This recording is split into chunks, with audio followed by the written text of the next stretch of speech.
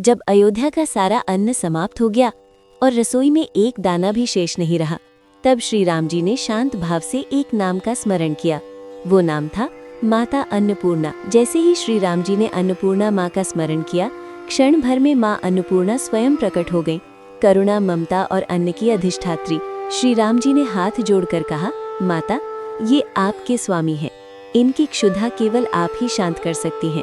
माँ अन्नपूर्णा भी समझ गई कि महादेव लीला कर रहे हैं। तभी माँ अन्नपूर्णा ने अपने हाथ में भोज पात्र लिया और वो पात्र अक्षय हो गया। अब वे स्वयं उस वृद्ध ब्राह्मण को भोजन कराने लगी। माँ ने पत्तल में एक लड्डू परोसा। भगवान शंकर खाते गए, पर वो लड्डू समाप्त ही नहीं हो रहा था। अंत में महादेव हंस पड़े, डकार लेते हुए बोले, अब तुम आ गई हो, अब मैं तृप्त हो गया हूँ। और माँ अन्नपूर्णा अंतर्ध्यान हो गई। इस तरह से श्री राम जी महादेव की पहली परीक्षा में सफल रहे। और अब शुरू हुई श्री राम जी की मर्यादा की परीक्षा। शंकर जी बोले, मैंने इतना खा लिया है कि मुझसे अब उठा नहीं जा रहा, जरा मुझे उठाओ। हनुमान जी आगे बढ़े, पर वे भी शंकर जी को उठा न सके। तब लक्ष्मण जी आए। अनंत के अवतार की शक्ति भी अनंत होती है। आखिर लक्ष्मण जी ने शंकर जी को उठा लिया। शंकर जी बोले, मुझे पीने के लिए पानी चाहिए।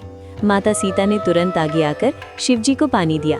शिव जी ने थोड़ा सा पानी पिया और जैसे ही कुल्ला करने लगे तो कुछ छींटे माँ सीता के चरणों पर गिर गए। माँ ने हाथ जोड़कर कहा, आपके पावन जल से मैं पवित्र हो गई। अब शंकर जी बोले, मेरे चरण दबाओ। श्री राम और लक्ष्मण दोनों चरण दबाने लगे और माता सीता पंखा झलने लगी।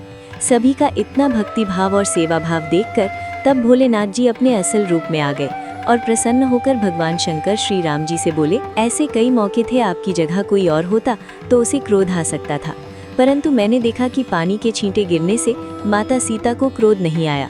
हनुमान जी ने मुझे उठाने का प्रयास किया और नहीं उठा सके, बस मुस्कुराते रहे। यही कारण है, आपकी इसी शिक्षा के कारण संसार आपको मर्यादा पुरुषोत्तम कहता है और आप मेरी दूसरी परीक्षा में भी पूर्ण रूप से सफल हुए। अब जो इच्छा हो मुझसे मांग लो।